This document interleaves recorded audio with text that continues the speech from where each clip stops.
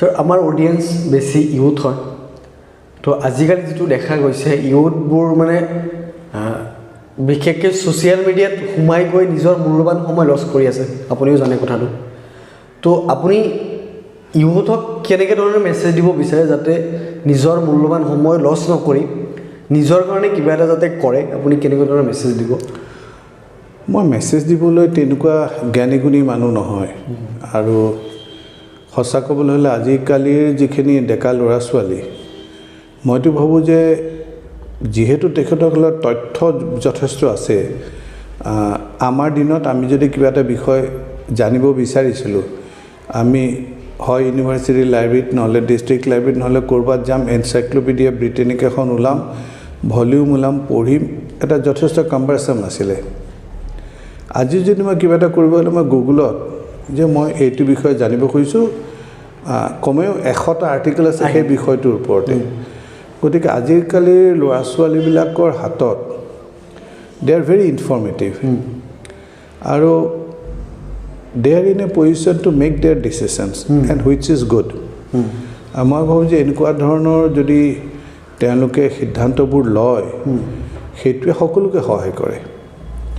গতিকে তেওঁলোকৰ নিজৰ জীৱনৰ সম্পৰ্কে তেখেতসকল যথেষ্ট সজাগ গতিকে তেখেতসকলে নিজৰ পদক্ষেপ লৈছে